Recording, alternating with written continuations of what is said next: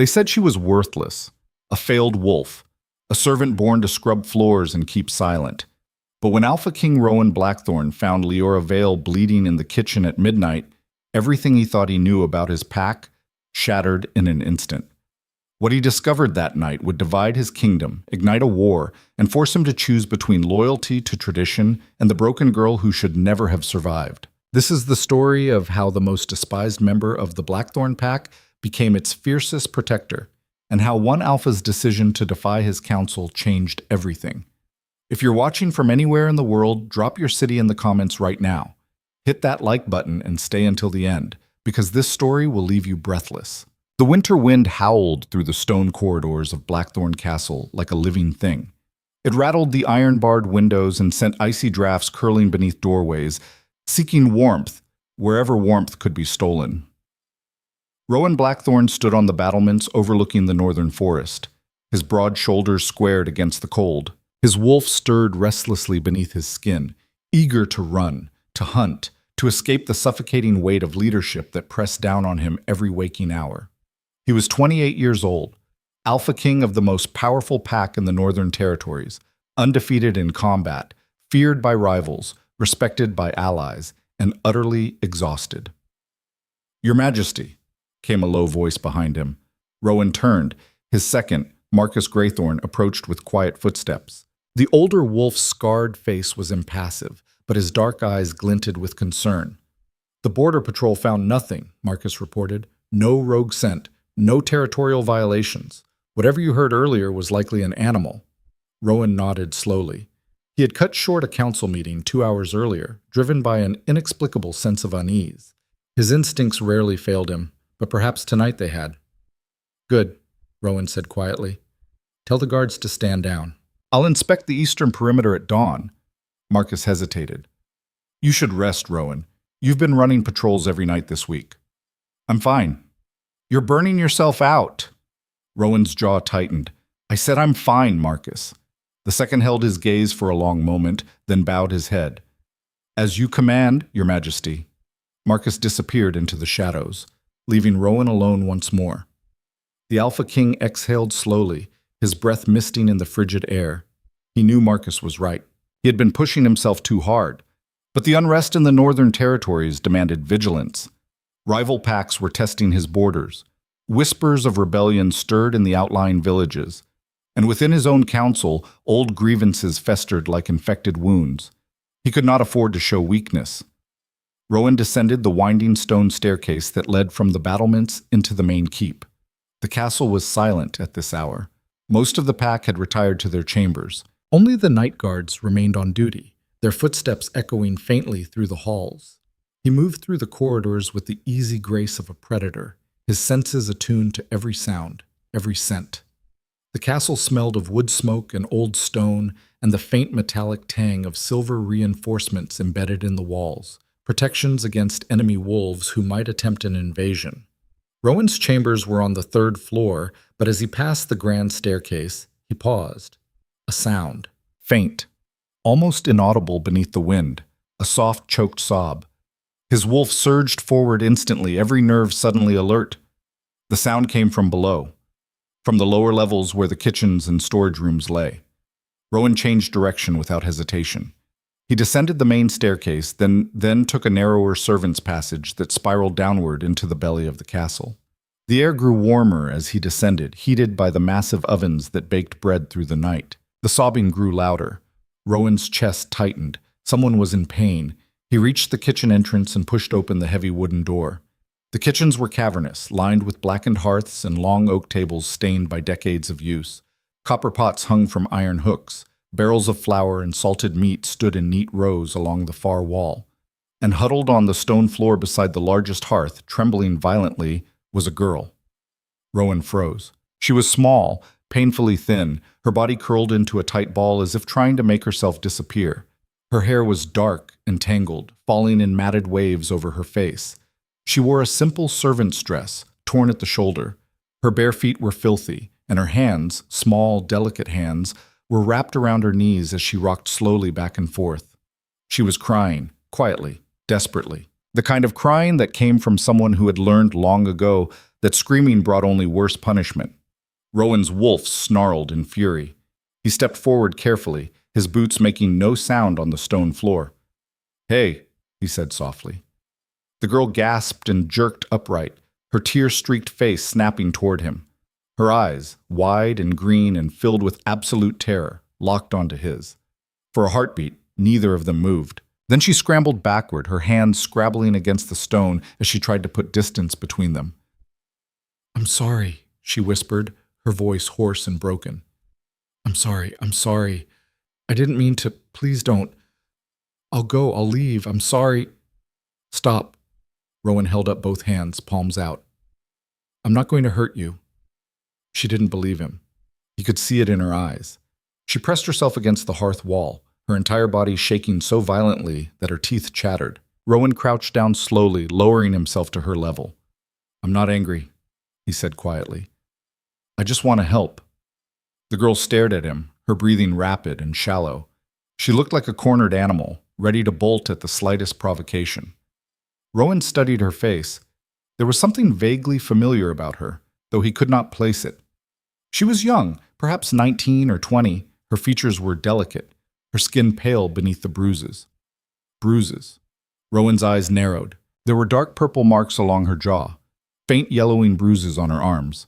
And when she shifted slightly, he saw it. The torn sleeve of her dress had slipped further down her shoulder, revealing her upper back. Scars.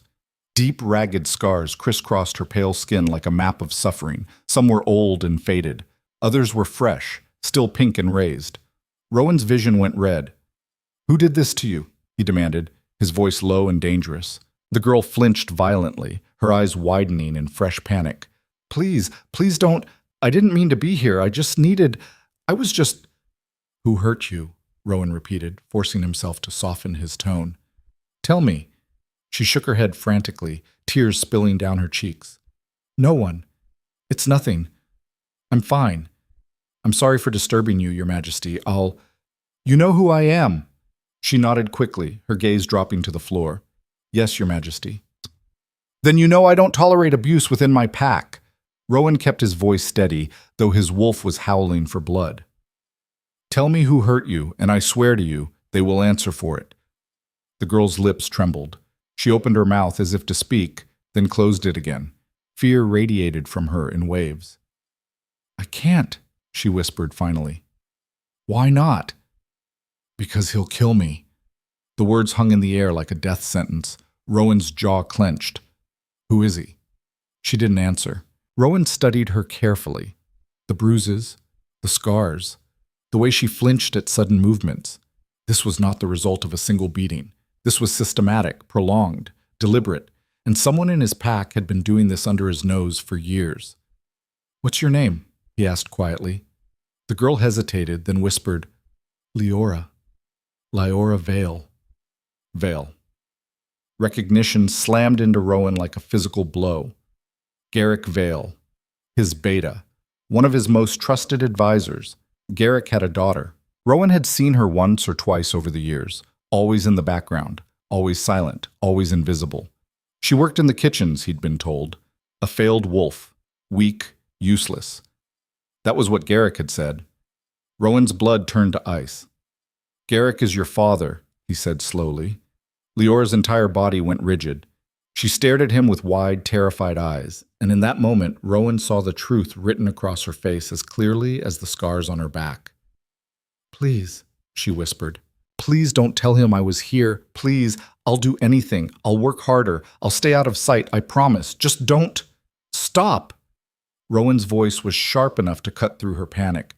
"You're not going back to him." Leora blinked, confusion flickering across her tear-streaked face. "What?"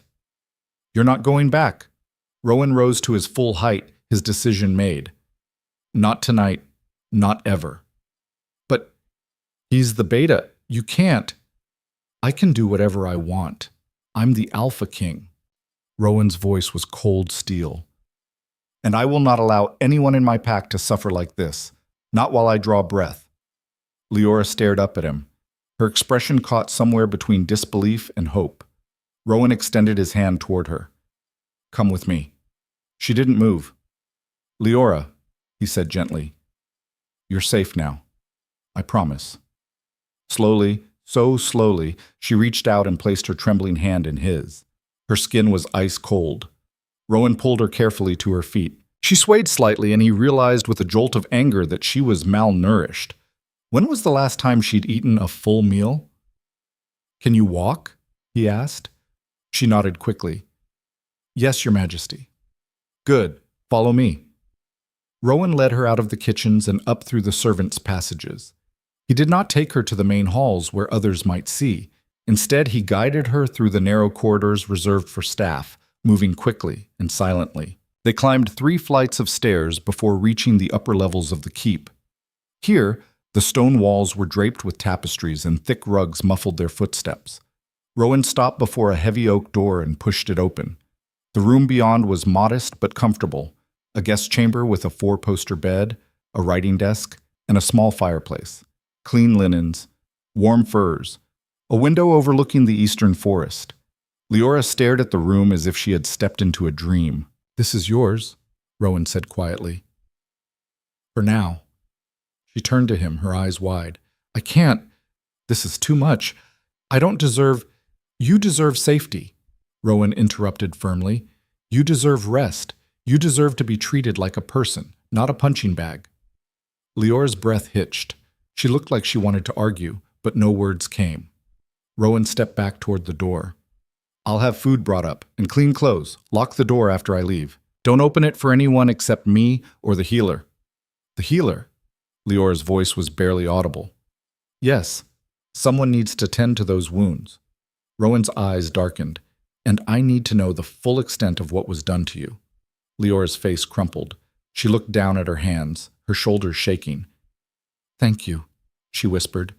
Rowan inclined his head. Rest. We'll talk more in the morning. He stepped out into the corridor and closed the door behind him. For a long moment, he simply stood there, his hands clenched into fists. Garrick Vale, his beta, his trusted advisor. A man who had fought beside him in countless battles. A man who had brutalized his own daughter for years.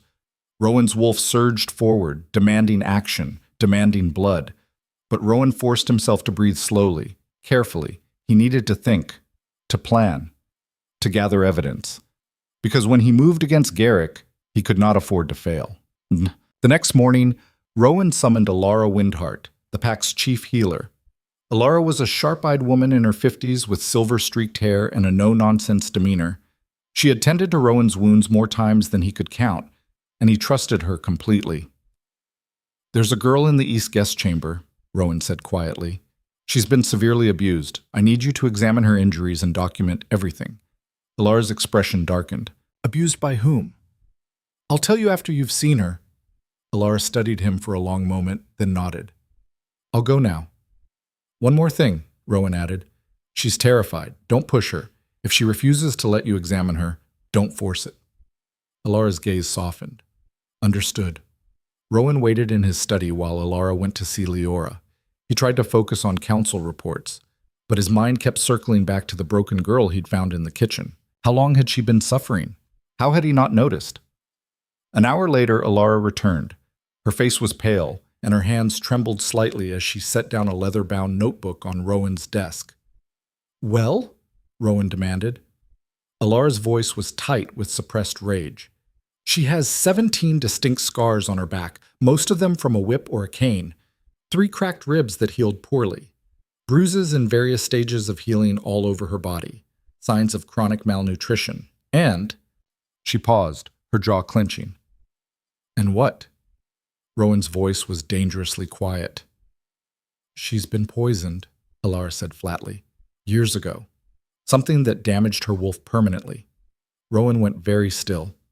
Explain. During her first transformation, someone gave her a substance that interrupted the process. It's why she never fully shifted. It's why she's been labeled a failure. Alara's eyes blazed with fury. It wasn't natural, Rowan. Someone did this to her deliberately. Rowan's vision blurred red. Who? He demanded, though he already knew the answer. She wouldn't say, Alara said quietly, but I'd wager everything I own that it was her father. Rowan stood abruptly, his chair scraping loudly against the stone floor.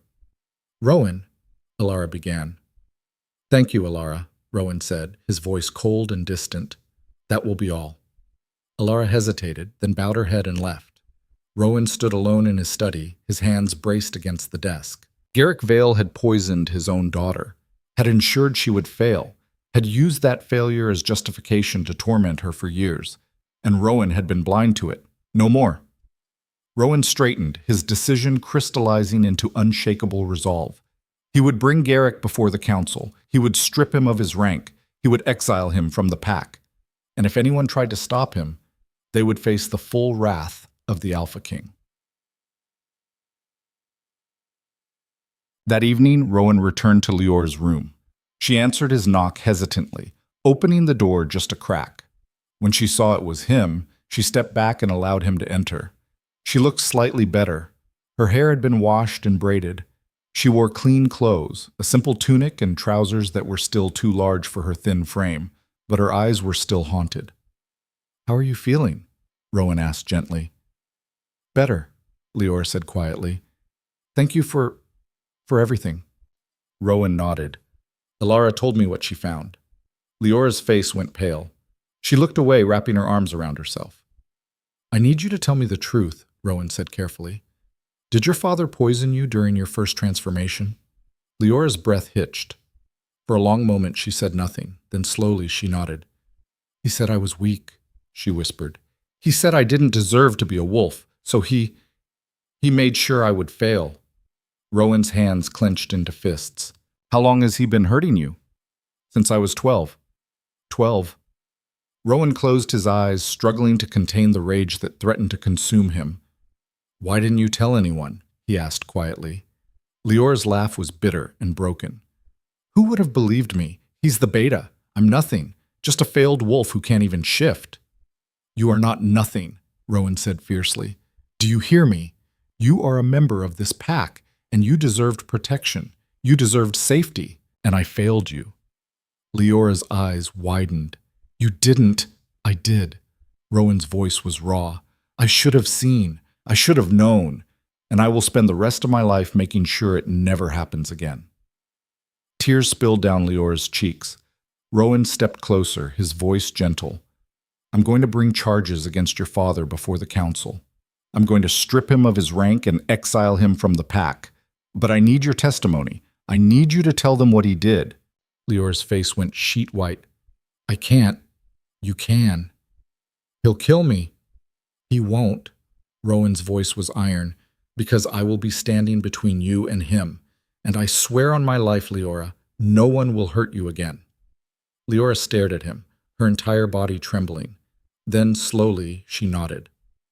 "Okay," she whispered. "I'll do it." Rowan exhaled slowly. "Good. The council meets tomorrow night. Can you be ready?" Leora nodded again, though fear still shadowed her eyes. Rowan placed a gentle hand on her shoulder. "You're braver than you know, Leora Vale. And when this is over, you're going to be free." For the first time since he'd met her, Leora smiled.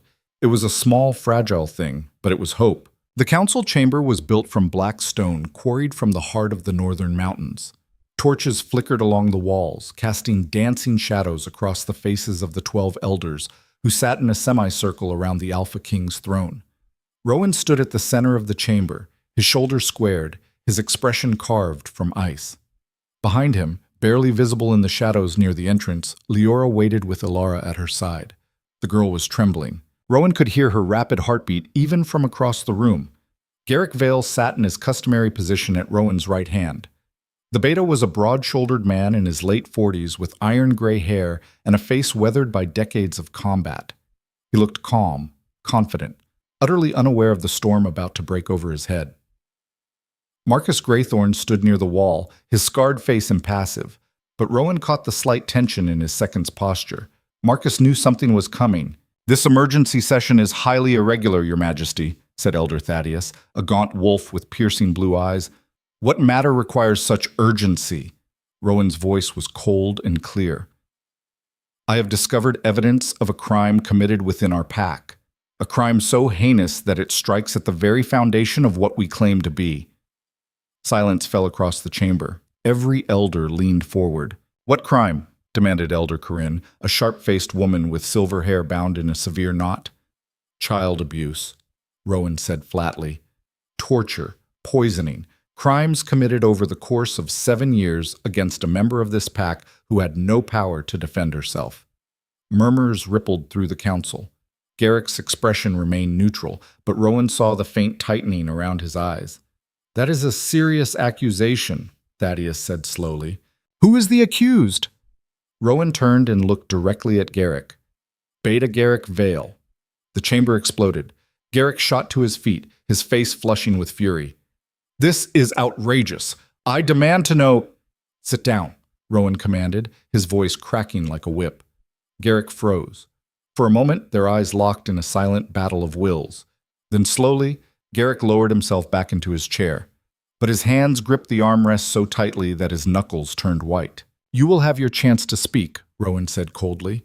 "But first, the council will hear the evidence." He gestured toward the shadows. "Elara, bring her forward." The healer emerged from the darkness, one hand gently guiding Leora into the torchlight. The girl looked like she might faint. Her face was pale as snow, and she kept her eyes fixed on the floor. She wore a simple gray dress that covered her arms and back, but Rowan knew what lay beneath. Garrick's expression flickered, just for an instant, with something that might have been panic. "This is Leora Vale," Rowan announced, "daughter of Beta Garrick. For the past 7 years, she has been systematically brutalized by her father, beaten, starved, poisoned during her first transformation to ensure she would fail." Gasps echoed through the chamber. "Lies!" Garrick roared, surging to his feet again. "She's a failed wolf, weak. She's always been weak. This is slander." "Show them," Rowan said quietly, looking at Leora. Leora's breath came in short, panicked gasps. Her hands shook violently. "You don't have to do this," Elara murmured beside her. "Yes, I do," Leora whispered. Slowly, with trembling fingers, she reached up and unfastened the ties at the back of her dress. The fabric slipped down her shoulders, exposing her back to the council. The reaction was immediate. Elder Corinne's hand flew to her mouth. Thaddeus went rigid in his seat. Even Marcus, who had seen countless battlefields, looked away with disgust. The scars were worse in the torchlight. Deep, ragged lines crisscrossed Leora's pale skin like a grotesque tapestry of suffering. Some were old and faded. Others were still pink and raised. "These wounds were inflicted with precision," Elara said, her voice tight with controlled fury. "Whoever did this knew exactly how much pain to cause without killing her. And this—" She pointed to a cluster of scars near Leora's spine. "This pattern is consistent with a silver-tipped whip." Silver. The metal burned werewolves on contact. It was never used in training, never used in punishment. It was used only to torture. Garrick's face had gone ashen. She must have gotten those somewhere else. I never—" "Liar," Rowan said softly. The word hung in the air like a death sentence. "Leora," Rowan continued, his voice gentle now, "tell the council what your father did to you." Leora pulled her dress back up with shaking hands. She still couldn't look at anyone. "He started when I was 12, she whispered, "after my mother died. He said I was worthless, that I didn't deserve to carry the Vale name." Her voice cracked, but she forced herself to continue. "When I was 15, it was time for my first transformation. All the other wolves my age were excited, but I was terrified, because the night before, my father gave me something to drink. He said it was a tonic to help me shift, but it wasn't." Tears streamed down her face. "The next day when the moon rose, I tried to transform, but I couldn't. My wolf was there. I could feel her, but she couldn't break through. It felt like I was being ripped apart from the inside. I screamed and screamed, but nothing happened." Leora's hands clenched into fists. "Everyone saw. Everyone watched me fail. And my father, he told them I was defective, that I didn't have a wolf, that I was an embarrassment to the pack." Elder Thaddeus's face had gone very still. "He poisoned you deliberately." Leora nodded. "He wanted me to fail. And after I did, he used it as an excuse to hurt me. He said I deserved it, that I needed to be punished for shaming the family." "This is insane," Garrick shouted. She's lying. She's making this up because she's bitter. I have the medical evidence, Alara interrupted coldly. The poison she describes, wolfsbane extract mixed with silver nitrate, leaves a specific signature in the body. I found traces of it in her blood even now, 7 years later. The council erupted into chaos. Elders shouted at each other. Some demanded Garrick's immediate arrest. Others called for more evidence. A few looked genuinely horrified. Rowan let them argue for exactly 30 seconds. Then he raised one hand and silence fell instantly. The evidence is clear, Rowan said, his voice cutting through the noise like a blade. Garrick Vale poisoned his daughter to sabotage her transformation. He then used her failure as justification to torture her for years. These are not the actions of a beta. These are not the actions of a pack member. These are the actions of a monster. Garrick's face twisted with rage. You have no right. I have every right. Rowan's voice thundered through the chamber. I am the Alpha King, and I will not allow this pack to harbor abusers. He turned to the council. I am stripping Garrick Vale of his rank as beta, effective immediately. He is hereby exiled from Blackthorn territory. If he sets foot on our lands again, he will be executed. The chamber went deathly silent. Garrick stared at Rowan, his expression caught between disbelief and fury. You can't do this. I've served this pack for 30 years, and you've spent 7 of them torturing a child, Rowan said coldly. You're lucky I don't kill you where you stand. Garrick's hands trembled. For a moment, Rowan thought the man might actually attack him. Then Elder Thaddeus spoke.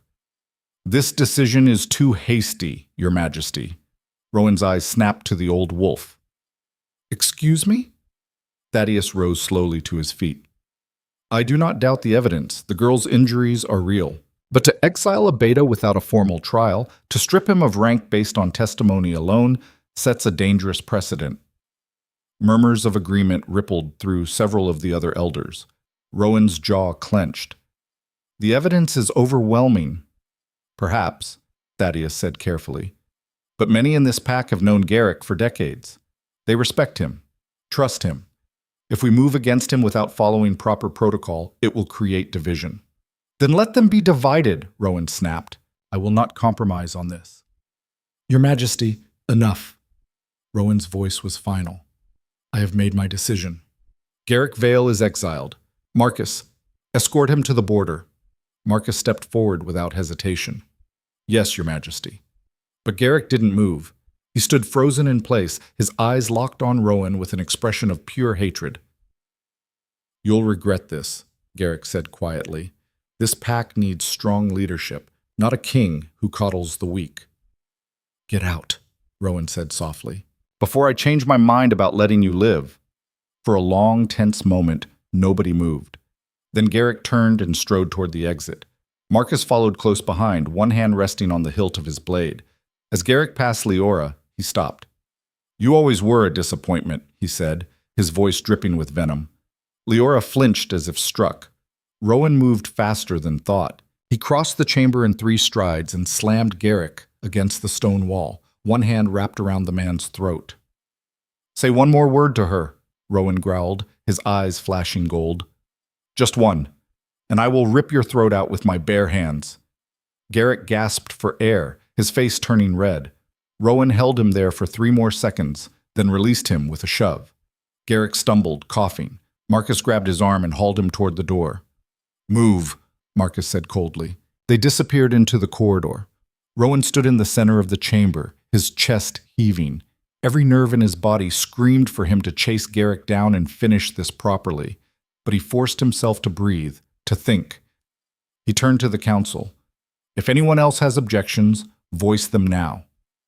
Silence. Good. Rowan's voice was ice. This session is adjourned.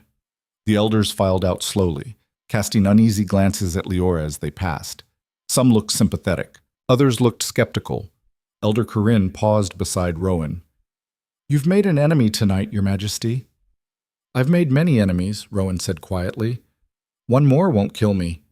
Corinne's expression was grim. Let's hope you're right. She left. Soon, only Rowan, Leora, and Alara remained in the chamber.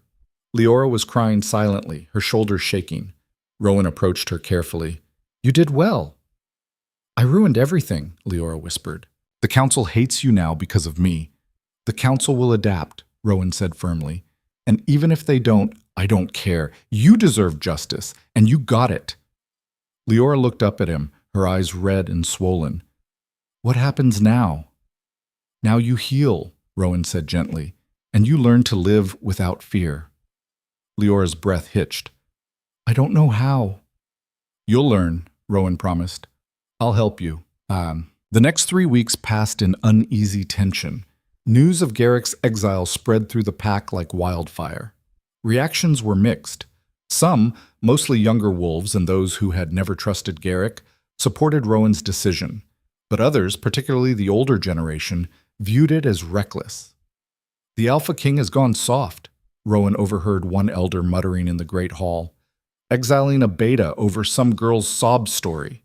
Rowan said nothing, but his wolf snarled in fury. Leora remained in the guest chamber, rarely venturing out. Alara visited daily to tend to her wounds and ensure she ate properly. Slowly, painfully, the girl began to put on weight. The bruises faded. The scars would never fully disappear, but they stopped being the first thing people noticed about her. Rowan visited her every evening. At first, their conversations were stilted and awkward. Leora couldn't seem to believe that the Alpha King actually wanted to spend time with her. She answered his questions in monosyllables and avoided eye contact, but gradually she began to relax. One night, Rowan brought a chessboard. Do you know how to play? He asked. Leora shook her head. My father said games were a waste of time. Your father was wrong about a lot of things, Rowan said dryly. Come on, I'll teach you. They spent the next hour hunched over the board. Leora was a quick learner, her sharp mind grasping the strategies with surprising speed. By the end of the game, she had actually managed to put Rowan in check. You let me win, she accused, though there was a hint of a smile on her lips. I did not, Rowan lied. Leora laughed, a soft, tentative sound, but genuine. It was the first time Rowan had heard her laugh. But not everyone was pleased with Leora's presence in the castle. Whispers followed her through the corridors whenever she ventured out. Servants stared. Warriors muttered. A few even openly challenged her right to be there. Why is the Alpha wasting his time on a failed wolf? One young warrior demanded loudly in the training yard. She's useless. Rowan, who had been overseeing drills nearby, turned slowly. The warrior, a brash wolf named Kyle, froze when he realized the Alpha King had heard him. Repeat that, Rowan said quietly. Kale's bravado faltered. I was just saying, you were questioning my judgment. No, Your Majesty, I only meant you meant exactly what you said. Rowan's voice was calm, dangerously calm. You think Leora is useless, weak, unworthy of my attention. Kale stammered something incoherent. Rowan stepped closer.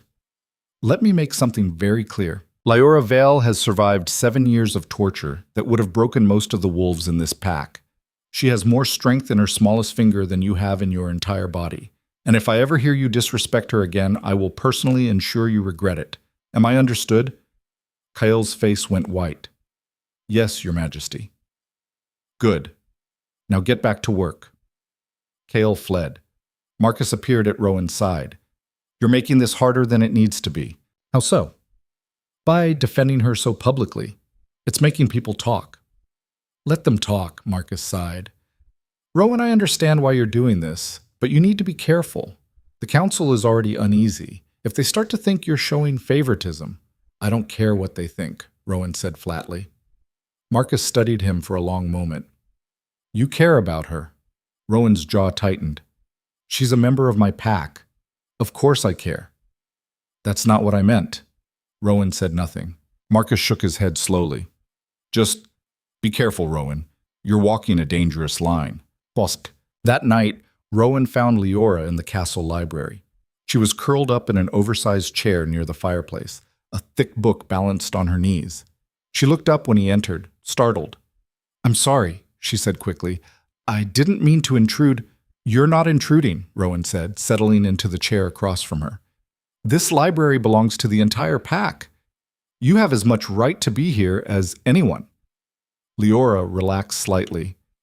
I've never been in here before. It's beautiful. Rowan glanced around at the towering shelves lined with leather-bound volumes. My mother used to spend hours in here. She loved stories. Your mother? Leora's voice was soft. She died when I was 16, Rowan said quietly. Illness. It spread through the pack that winter and took a lot of people with it. I'm sorry, Rowan shrugged. It was a long time ago. They sat in comfortable silence for a while, the only sound the crackling of the fire. Can I ask you something? Leora said hesitantly. Of course. Why did you help me? Rowan looked at her, surprised. What do you mean? You could have ignored me, sent me back to my father, pretended you never saw me in the kitchen that night. Leora's voice trembled slightly. But you didn't. You risked everything, your counsel, your beta, your reputation, for someone who's nothing. You're not nothing, Rowan said fiercely. I'm a failed wolf who can't even shift. You're a survivor. Rowan leaned forward, his eyes locked on hers. You endured 7 years of hell, and you're still here, still fighting. That takes more courage than most wolves will ever have. Leora's eyes filled with tears. I don't feel courageous. You don't have to feel it. You just have to keep going. A tear slipped down her cheek. What if I can't? Then I'll be here to catch you when you fall, Rowan said softly. Leora stared at him, her breath catching. For a moment, something passed between them, something fragile and terrifying and undeniable. Then Leora looked away, her cheeks flushing.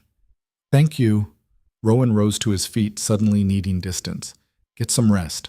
Tomorrow, I want you to start training. Leora's head snapped up. Training? You can't hide in this castle forever. You need to learn to defend yourself, to be strong. But I can't shift. You don't need to shift to fight, Rowan said firmly. Trust me. Leora looked uncertain, but she nodded. Okay. Rowan left before he could say something foolish. The training began the next morning. Rowan assigned Marcus as Leora's instructor, much to the second's displeasure. She's never held a weapon in her life, Marcus protested. This is going to be a disaster. Then make it less of a disaster, Rowan said. Teach her. Marcus grumbled, but obeyed. The first session was brutal. Leora had no muscle tone, no stamina, no combat instincts whatsoever. Marcus started with basic footwork and had to stop every 5 minutes because she was gasping for air.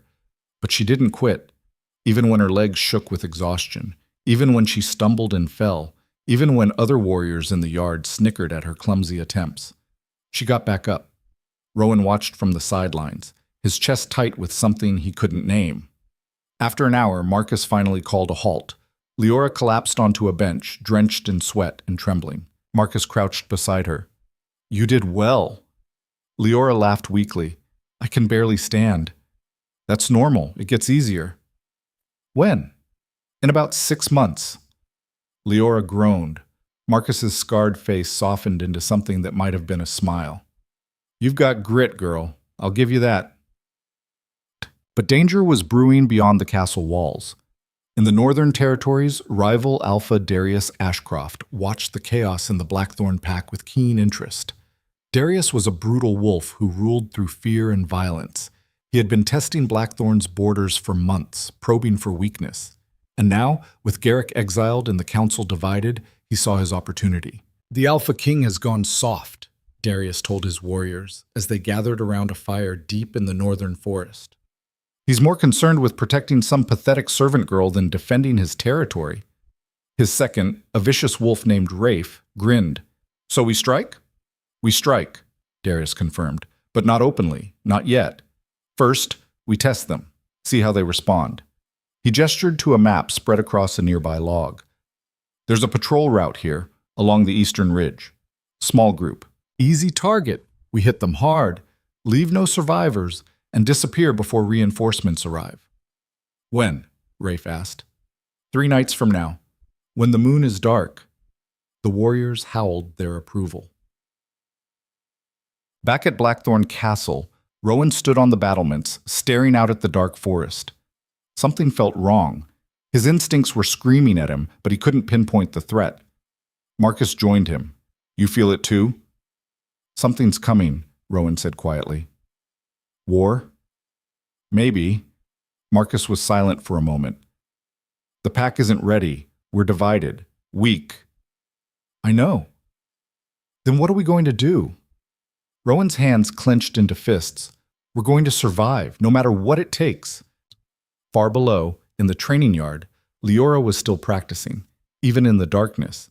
Even though every muscle in her body screamed in protest, she refused to quit. And as Rowan watched her, something shifted deep in his chest. She was stronger than anyone realized, including herself. The attack came on the third night, exactly as Darius had planned. Rowan was in his study reviewing border reports when the alarm bells began to ring. The sound tore through the castle like a scream, 3 rapid peals followed by 2 long ones. Ambush, Eastern Ridge.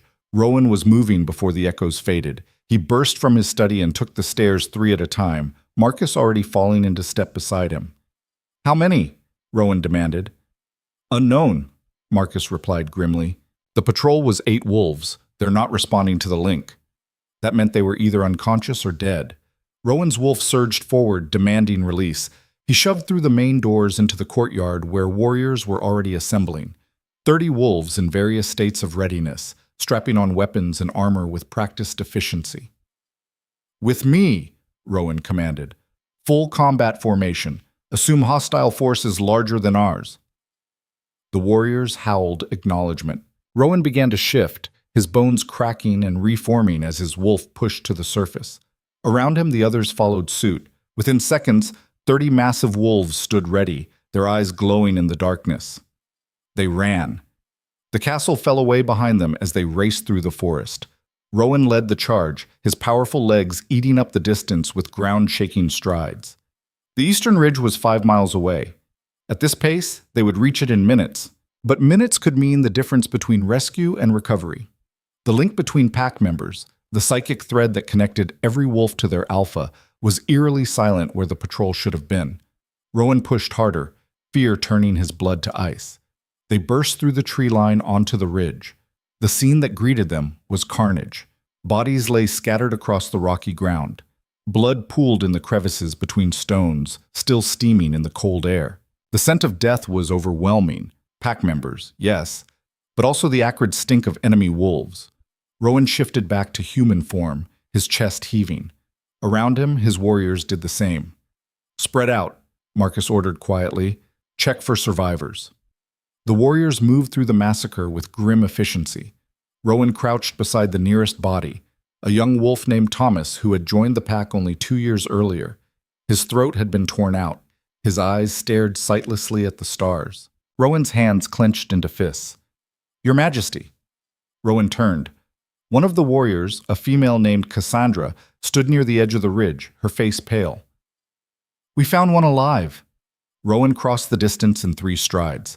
A wolf lay crumpled against a boulder, barely conscious. It was Finn, one of the patrol leaders. His leg was bent at an unnatural angle, and deep claw marks raked across his chest. Finn, Rowan said sharply. Who did this? Finn's eyes focused with difficulty. When he spoke, his voice was a rattling wheeze. Ashcroft, Darius Ashcroft, 20 warriors, maybe more. They knew we were coming, knew our route. Ice flooded Rowan's veins. Someone told them. Finn nodded weakly. Ambush. We never had a chance. How did you survive? Played dead. They left me when the alarm went up. Finn coughed, blood flecking his lips. Your Majesty, this wasn't random. They were testing us, seeing how fast we'd respond. Rowan's jaw clenched. They're planning something bigger. War, Finn whispered. They're coming for the castle. Marcus appeared at Rowan's shoulder. We need to move him. He won't last without a healer. Rowan nodded curtly. Get him back to Elara. The rest of you secure the perimeter. I want patrols doubled on every border. No one sleeps until I know we're safe. The warriors scattered to obey. Rowan remained on the ridge, staring out at the dark forest. Somewhere out there, Darius Ashcroft was watching, waiting, and someone in Rowan's own pack had betrayed them. Lars. By the time Rowan returned to the castle, dawn was breaking over the mountains. He was exhausted, covered in blood that wasn't his own, and burning with a fury that threatened to consume him. He went directly to the infirmary. Elara was bent over Finn, her hands glowing faintly with healing energy. The injured wolf was unconscious but breathing steadily. "Will he live?" Rowan asked quietly. "Yes," Alara said without looking up, "but he won't walk properly for months. That leg is shattered in 3 places." Rowan closed his eyes briefly. 7 dead, 1 crippled, all because someone had sold them out. "I need to know who the traitor is," Rowan said. "So do I." Alara's voice was tight with anger. "But right now, I have patients to tend. You should rest, Your Majesty. You look like death." "I'm fine." "You're not." Alara finally looked at him, her expression stern. "When was the last time you slept?" Rowan couldn't remember. "Go," Alara said firmly. "That's an order from your healer." Rowan wanted to argue, but he knew she was right. He was running on fumes. If he didn't rest soon, he would collapse. He left the infirmary and made his way through the castle corridors. Servants pressed themselves against the walls as he passed, their eyes wide with fear. Word of the attack had spread quickly. Rowan climbed the stairs toward his chambers, his body moving on autopilot. He passed the guest wing and slowed. Leora's door was slightly ajar. Against his better judgment, Rowan pushed it open. The room was empty.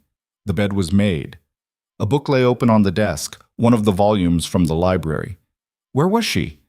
Rowan turned and nearly collided with a servant. "Have you seen Leora Vale?" he demanded. The servant, a young woman named Petra, shook her head quickly. "No, Your Majesty, but I heard she went to the training yard early this morning, before the alarm." The training yard. Rowan changed direction, his exhaustion momentarily forgotten. He found her exactly where Petra had said.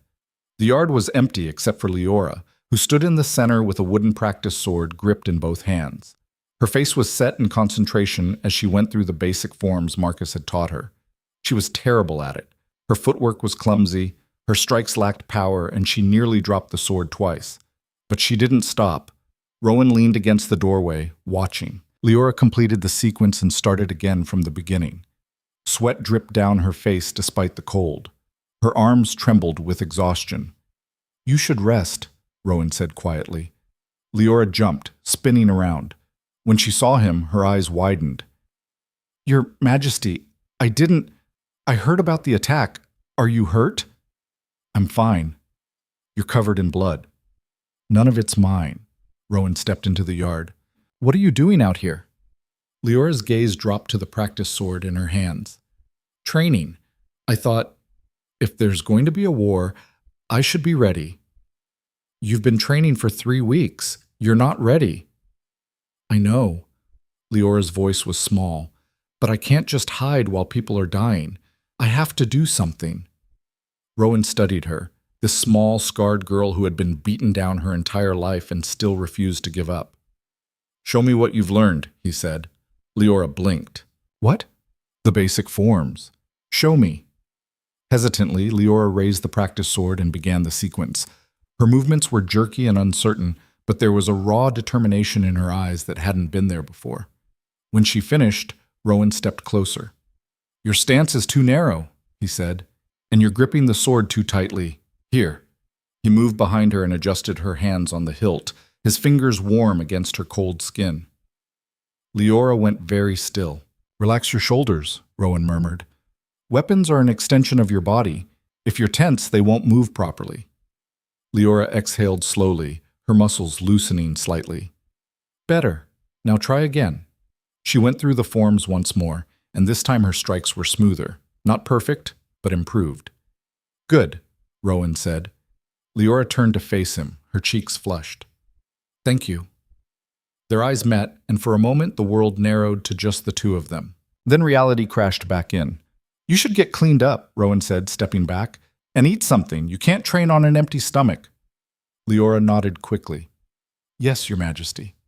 She hurried away, leaving Rowan alone in the yard.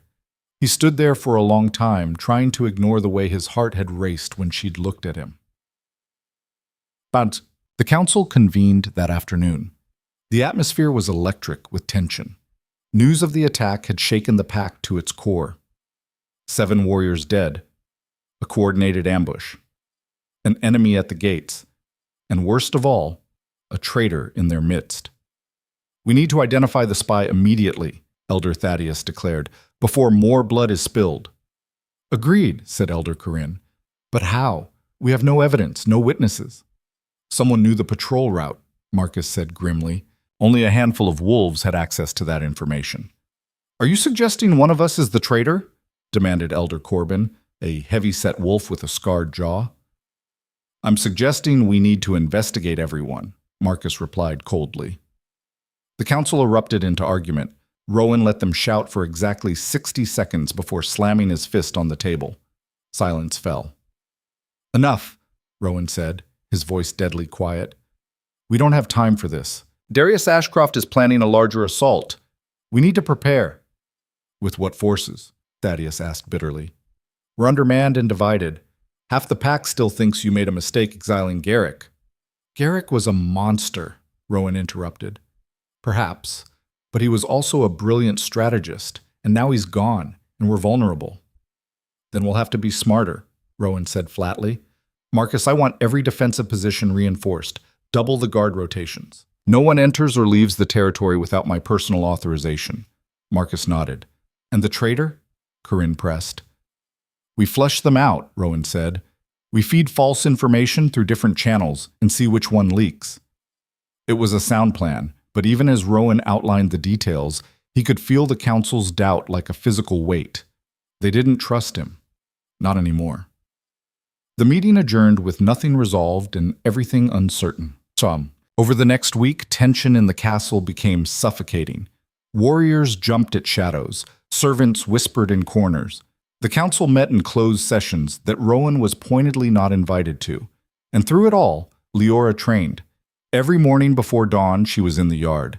Every evening after the castle had settled, she was there again. Marcus worked with her when he could, but increasingly it was Rowan who served as her instructor. He told himself it was practical. She needed to learn.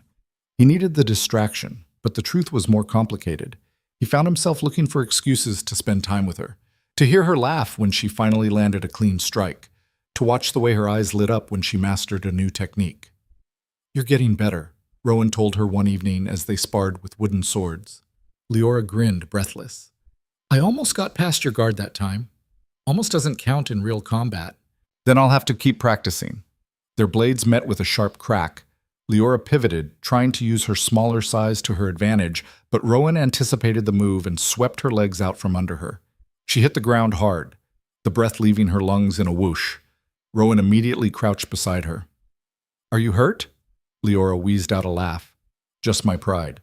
He offered his hand. She took it, and he pulled her to her feet. For a moment, they stood close enough that Rowan could feel the warmth radiating from her skin. Her hand was still in his. Leora, he began. The castle's talking about you, she interrupted quietly. About us. Rowan's jaw tightened. I know. They think you're showing favoritism, that you're distracted. Do you think I'm distracted? Leora met his gaze steadily. I think you're trying to do the right thing, and people hate that. Not all people. No, she agreed softly. Not all. The moment stretched between them, fragile and dangerous. Then Leora stepped back, breaking the spell. I should go. It's late. Leora. Good night, Your Majesty. She left before he could respond. Rowan stood alone in the yard, his chest tight with frustration. He was the Alpha King. He could not afford distractions. But every time he tried to push Leora from his mind, she came roaring back. The attack came 3 nights later. Rowan woke to the sound of screaming. He was on his feet instantly, his wolf surging to the surface. He grabbed his sword from beside the bed and threw open the door. The corridor was chaos. Servants ran in every direction, their faces twisted with terror. Smoke billowed up from the lower levels. Fire! Someone shrieked. Fire in the east wing! Rowan sprinted toward the stairs. Marcus appeared from a side corridor, already armed. It's not just fire, Marcus shouted over the noise. We're under attack. Ashcroft's wolves breached the south gate. How? Someone opened it from the inside. The traitor. Rowan's vision went red.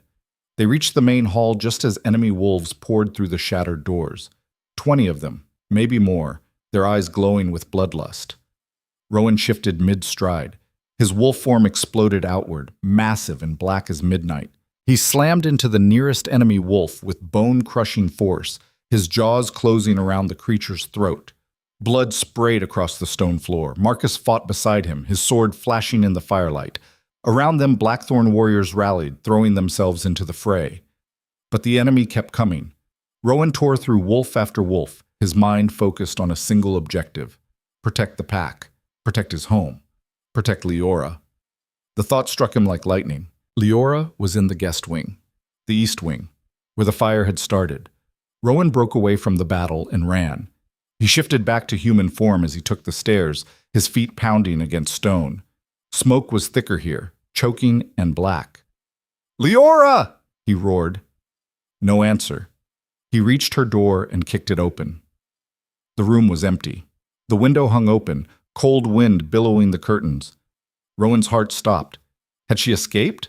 Or had someone taken her? He leaned out the window. Below in the courtyard, he could see figures moving through the smoke. And there, a flash of dark hair. Leora. She wasn't fleeing. She was running toward the battle. "No," Rowan breathed. He vaulted out the window, shifting in midair. He hit the ground on 4 legs and sprinted after her. Leora burst into the main hall just as a massive enemy wolf lunged at Marcus from behind. She didn't think. She grabbed a fallen sword, too heavy for her, too unwieldy, and swung it with all her strength. The blade caught the wolf across the ribs. It wasn't a killing blow, but it was enough to knock the creature off course. Marcus spun and drove his own blade through the wolf's heart. He stared at Leora in shock. "What are you doing here?" "Helping!" Leora shouted. Another wolf charged at her. Leora raised the sword, but she was too slow. A massive black shape slammed into the enemy wolf, driving it to the ground. Rowan. He stood over her, his fur bristling, his eyes blazing with fury. He snarled at her, a clear command. "Run!" But Leora didn't run. Instead, something inside her snapped. She felt it, a presence deep within her chest that she had thought was lost forever. Her wolf, weak and damaged, but alive, and it was clawing its way to the surface. Leora gasped as pain lanced through her body. Her bones began to shift, her skin rippled. No, it wasn't possible. She couldn't shift. She had been poisoned. But the wolf didn't care about poison or possibility. It only cared about survival. Leora screamed as her body tore itself apart and rebuilt itself into something new. Fur sprouted across her skin, her spine elongated, her teeth sharpened into fangs. And then, for the first time in her life, Leora Vale stood on 4 legs. She was smaller than the other wolves, leaner. Her fur was pale silver rather than the dark shades common to Blackthorn wolves. But she was whole. Rowan shifted back to human form, his eyes wide with shock. "Leora?" The silver wolf, Leora, turned her head toward him. Her eyes were the same brilliant green they had always been. An enemy wolf lunged at Rowan from the side. Leora moved faster than thought. She threw herself at the attacker, her jaws closing around its foreleg. The enemy yelped in pain and thrashed, but Leora held on. Rowan recovered quickly. He shifted back to wolf form, and together, they brought the enemy down. The battle raged around them, but for one heartbeat, Rowan and Leora stood side by side. And everyone saw the failed wolf, the broken servant, the girl who should have been nothing. She had transformed. The enemy forces faltered, confused by this new development, and in that moment of hesitation, the Blackthorn warriors surged forward with renewed strength. The tide of battle turned. By the time dawn broke, the enemy had been driven back. 12 Ashcroft wolves lay dead. The rest had fled into the forest. Rowan stood in the wreckage of the great hall, his chest heaving. Blood and ash covered everything. Marcus approached, limping slightly. "We lost 4 warriors, another dozen injured, but we held." "The traitor?" Rowan demanded. Marcus's expression was grim. "We found him. Elder Corbin. He's the one who opened the gate." Rowan's hands clenched into fists. "Where is he?" "In the dungeons." Rowan turned to go, but Marcus caught his arm. "Rowan, the girl." She shifted. "I know." "How?" "I don't know." Rowan's voice was rough. "But we'll figure it out." He found Leora in the infirmary, sitting on a cot with a blanket wrapped around her shoulders. She had shifted back to human form, and someone had found her clean clothes. She looked up when he entered, her green eyes bright with exhaustion and something else, hope. "You did it," Rowan said softly. Leora's breath hitched.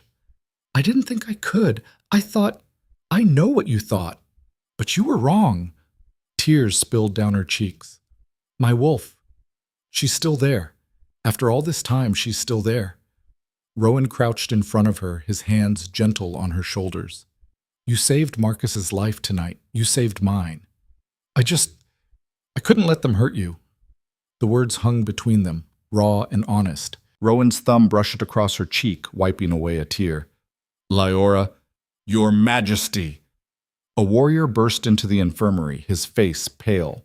"The council demands an emergency session, now." Rowan closed his eyes briefly. "Tell them I'll be there shortly." The warrior hesitated. "They said to bring the girl."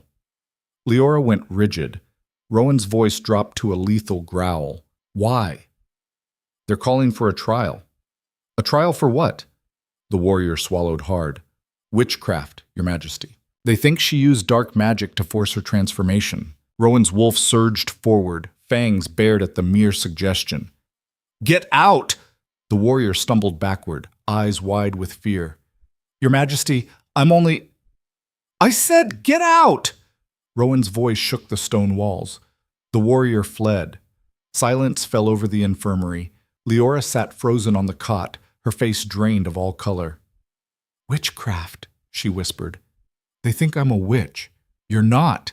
Rowan's voice was steel. "And I won't let them do this to you." "They'll demand proof. Evidence." Leora's hands trembled in her lap. "How do I prove I'm not something I'm not?" Rowan's jaw clenched. She was right. Accusations of dark magic were nearly impossible to disprove. The burden of proof fell entirely on the accused, and the council could twist any explanation to fit their narrative. "We go together," Rowan said firmly. "We face them together." "Rowan." Alara appeared from behind a privacy curtain, her expression grave.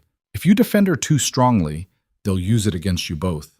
They already whisper that she's bewitched you." "Let them whisper." "They're not just whispering anymore, they're screaming." Alara moved closer, her voice dropping. "Half the council wants you dethroned. They're using this girl as evidence that you've lost your judgment. If you push too hard, then I push too hard," Rowan interrupted coldly. "I will not abandon her." Alara's eyes softened. "I know. But you need to be strategic. Give them what they want, a trial. Let Leora prove herself on their terms. It's the only way to silence them permanently." Rowan turned to Leora. "Can you do that? Can you face them?" Leora's green eyes were haunted, but she lifted her chin. "What choice do I have?" "You always have a choice." "No," Leora said quietly. "I stopped having choices the day my father poisoned me. But now I have a chance to take them back." She stood, the blanket falling from her shoulders. "I'll face the trial. I'll prove I'm not what they think I am." Pride swelled in Rowan's chest. This girl had been beaten, starved, and broken. Yet here she stood, ready to walk into the lion's den with her head held high. "Then we do this properly," Rowan said, "by ancient law." Alara's eyes widened. "The trials of worth?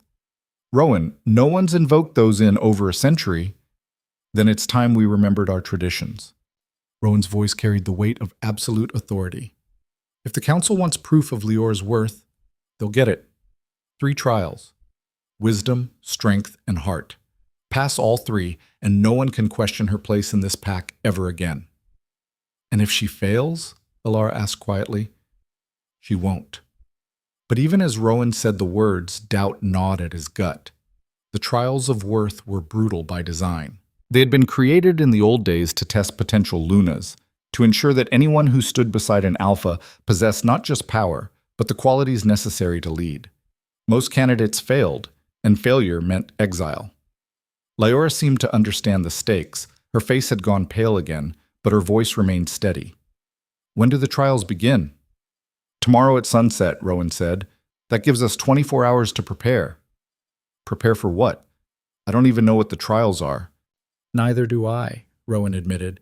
The council chooses them. They're designed to test your greatest weaknesses. Leora's laugh was hollow. Then they'll have plenty to work with. But The council chamber was packed when they arrived the next evening. Every elder sat in their designated seats, their faces carved from stone. But beyond the circle of council members, warriors and pack members lined the walls, witnesses to whatever was about to unfold. Rowan scanned the crowd and felt his blood run cold. This wasn't just a trial. This was a spectacle. The council wanted everyone to see Leora fail. Leora walked beside him, her spine straight despite the tremors he could feel running through her body. She wore simple clothing, dark trousers, and a gray tunic that Alara had provided. No armor, no weapons, just a girl facing judgment. Elder Thaddeus rose from his seat, his gaunt frame casting long shadows in the torchlight. Leora Vale, you stand accused of using forbidden magic to force a transformation that should have been impossible. How do you plead? Not guilty, Leora said, her voice carrying clearly through the chamber. The evidence suggests otherwise, Thaddeus continued. You failed your first transformation 7 years ago. The pack healer documented your inability to shift. Yet last night, in the midst of battle, you suddenly manifested a wolf form. Explain this impossibility. Leora took a breath. I was poisoned during my first transformation. The substance my father gave me damaged my wolf, but it didn't destroy her. She was always there, just trapped. Last night, when I thought I was going to die, when I thought Alpha Rowan was going to die, she broke free. Convenient, muttered Elder Corbin from his seat. Then he seemed to remember he was in chains for treason and fell silent. Elder Corinne leaned forward. Fear-induced transformation has been documented before, but only in wolves who possessed latent shifting ability. You were tested, child. You had nothing.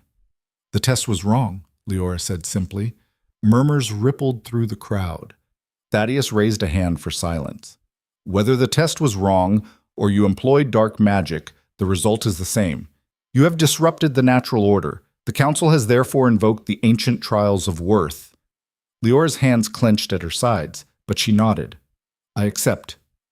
Do you understand what you're accepting? Thaddeus's voice was sharp. These trials will test you beyond anything you've endured. They will strip you bare and expose every weakness. And if you fail even one, she understands, Rowan interrupted. Get on with it. Thaddeus's eyes narrowed, but he inclined his head. Very well. The first trial begins now, the trial of wisdom. 2 warriors stepped forward carrying a large wooden chest. They placed it at Leora's feet and retreated. Inside this chest, Thaddeus explained, are 3 locked boxes. Each contains a different item. One will save your life, one will kill you, one will condemn everyone you love to death. You must choose which box to open based solely on the riddles inscribed on each lock. Choose wisely. Leora's face went white. And if I choose wrong, then you live with the consequences. The crowd pressed closer, craning to see. Rowan wanted to intervene, to demand they stop this madness, but he forced himself to remain still. This was Leora's battle to fight. Leora knelt beside the chest and opened the lid. Inside were 3 ornate boxes made of different materials, one of silver, one of gold, one of blackened iron. Each had a riddle carved into its surface in ancient script. Leora leaned close, squinting at the words. Rowan realized with a jolt that she was struggling to read them. Of course, she'd been kept from education, forced to work in the kitchens her entire life. But Leora didn't ask for help. She traced each letter with her finger, sounding out the words silently. Minutes passed. The crowd grew restless. Finally, Leora sat back on her heels. The silver box says, I am taken from a mine and shut up in a wooden case from which I am never released. What am I? The answer is pencil lead, but that's a trick. Pencil lead is graphite, not silver. This box is lying about its contents. Impressed silence greeted her words. The gold box says, I have cities but no houses, forests but no trees, water but no fish. What am I? A map. Maps show you where to go but don't give you everything you need to survive. This box offers guidance but not salvation. Leora's fingers moved to the iron box. The iron box says, I am always hungry and must be fed. The finger I touch will soon turn red. What am I? Fire. Fire destroys, but it also purifies. It kills what is rotten so new things can grow. She looked up at Thaddeus. The silver box will kill me. It's filled with poison disguised as a medicine. The gold box contains nothing of real value, just empty promises. But the iron box. She lifted it carefully. The iron box holds the truth, even if that truth burns. Thaddeus's expression remained impassive. Open it. Leora's hands shook as she worked the ancient lock. It clicked open. She lifted the lid. Inside was a simple iron pendant shaped like a wolf, and wrapped around it was a piece of parchment. Leora unfolded the parchment and read aloud. Wisdom is not knowing all the answers. It is knowing which questions to ask. You have passed the first trial. The crowd exhaled collectively. Rowan felt something tight in his chest loosen. 1 down, 2 to go. But Thaddeus wasn't finished. The trial of wisdom is complete. We move immediately to the trial of strength. Now? Leora's voice cracked. But I need— The trials do not wait for your convenience, Thaddeus said coldly. Strength means enduring when you have nothing left to give. Warriors cleared the center of the chamber, pushing back the crowd to create a wide circle. At Thaddeus's signal, a massive wolf stepped forward. Rowan recognized him immediately. Darius, a seasoned fighter known for his brutality in combat. He was twice Leora's size and had decades of battle experience. You will fight, Thaddeus announced. Shifted or unshifted, the choice is yours. The fight continues until one of you yields or dies. This is insane, Rowan snarled. She's barely trained. The trial has been set, Thaddeus said. Unless you wish to forfeit on her behalf? Leora turned to Rowan, her green eyes blazing. No, I can do this. Leora, I have to. She stripped off her tunic, standing in just a thin undershirt. If I don't, they'll never stop. They'll always see me as weak. She was right. Rowan knew she was right, but watching her step into that circle felt like watching someone walk to their execution. Darius shifted immediately, his massive brown wolf form rippling with muscle and old scars. He growled, a low, menacing sound that promised violence. Leora closed her eyes and reached for her wolf. The transformation was faster this time, less painful. Within seconds, she stood on 4 legs, her silver fur gleaming in the torchlight. But she was so small compared to Darius, so fragile. Darius didn't give her time to prepare. He lunged. Leora barely dodged, throwing herself sideways. Darius's jaws snapped shut on empty air. He rounded on her, faster than something his size had any right to be. The crowd roared. Leora tried to stay out of reach, using her smaller size to dart between his attacks. But she was tiring quickly, and Darius knew it. He feinted left, then struck right. His shoulder slammed into Leora's flank, sending her tumbling across the stone floor. She yelped, a sound of pain that made Rowan's vision go red. He started to move forward, but Marcus grabbed his arm. Don't. If you interfere, she automatically fails. She's going to die, Rowan growled. Then she dies, proving she's worthy, Marcus said quietly. That's what she chose. Leora struggled to her feet, blood dripping from a gash on her shoulder. Darius circled her, taking his time now, savoring the kill. He lunged again. But this time Leora didn't dodge. She dropped low and drove upward, using Darius's own momentum against him. Her smaller body slipped beneath his guard, and her teeth found the soft flesh of his exposed throat. Not a killing bite, just enough to draw blood, just enough to prove she could have ended him if she'd wanted to. Darius froze. Leora released him and backed away, her sides heaving. For a long moment, the two wolves stared at each other. Then Darius lowered his head and shifted back to human form. I yield. The chamber erupted. Some wolves howled in approval. Others shouted in outrage. The council members looked stunned. Leora shifted back, collapsing to her knees. Blood ran down her arm from the gash in her shoulder, and she was shaking so hard her teeth chattered. But she was alive. Rowan was at her side in an instant, pulling her against his chest. You did it! You actually did it!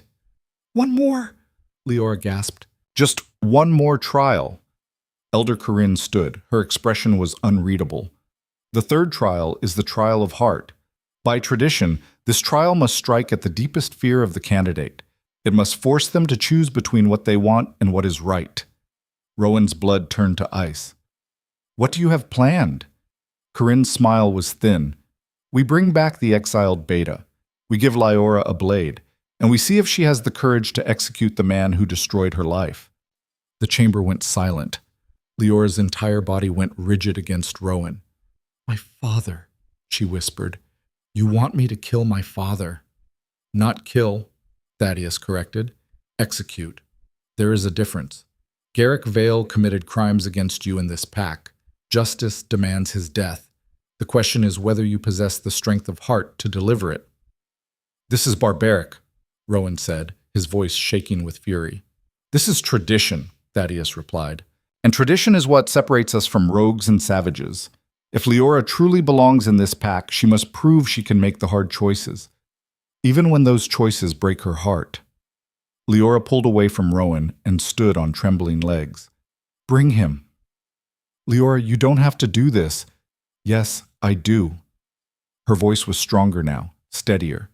If I don't, this never ends. They'll always question whether I deserve to be here, whether I deserve to stand beside you. The words hung in the air, heavy with implication. Rowan wanted to argue, to forbid this madness, but he saw the determination in Lyora's eyes and knew that nothing he said would change her mind.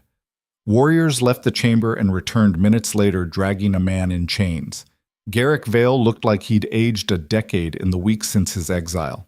His face was gaunt, his hair unkempt, his eyes wild. But when he saw Leora, those eyes filled with familiar contempt. Look at you, he spat, playing dress up as a real wolf.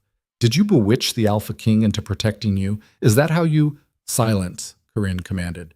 Garrick Vale, you stand accused of child abuse, torture, attempted murder, and high treason against the pack. The penalty is death. Your daughter has been given the honor of carrying out your sentence. Garrick's laugh was bitter and broken. My daughter. That pathetic creature was never worthy to be called my daughter. She's weak, defective, a stain on the Vale name. Leora's hands clenched into fists, but she said nothing. A warrior pressed a silver blade into her palm. The metal gleamed in the torchlight, sharp, deadly, final. All you have to do, Thaddeus said softly, is drive that blade through his heart. One thrust, and the trial is complete. Justice will be served, and no one will ever question your place in this pack again. Leora stared at the blade, then at her father. Garrick met her gaze with defiance. You don't have the courage. You never did. That's why I tried to fix you, to make you strong, but you were always too weak.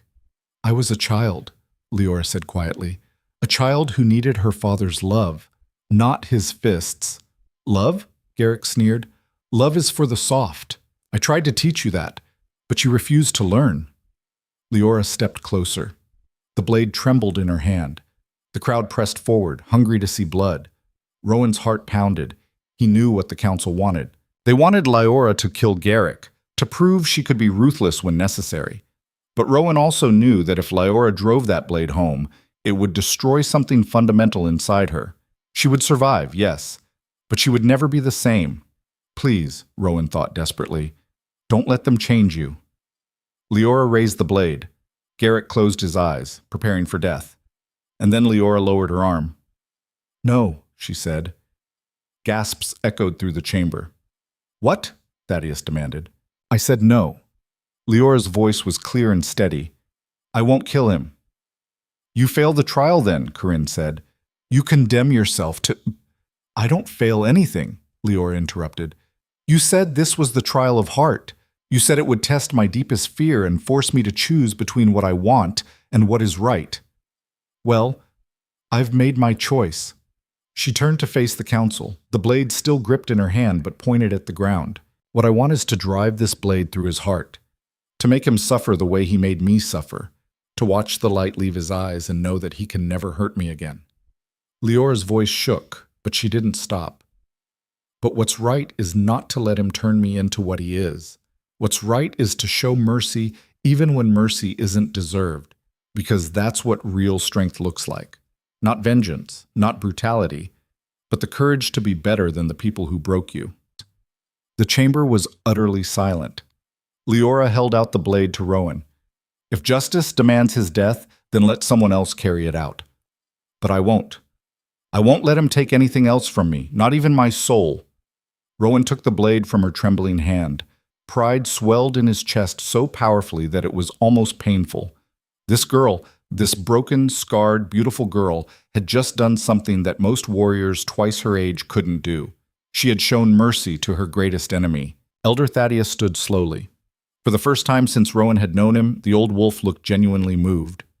"In all my years," he said quietly, "I have never witnessed such courage." He turned to the council. "The trial of heart does not require killing. It requires the candidate to face their deepest fear and choose the righteous path, even when that path is harder than the alternative. Leora Vale chose mercy over vengeance, compassion over cruelty. In doing so, she has demonstrated a strength of heart that few possess." Thaddeus's voice rose, carrying to every corner of the chamber. "The trials are complete. Leora Vale has passed all three.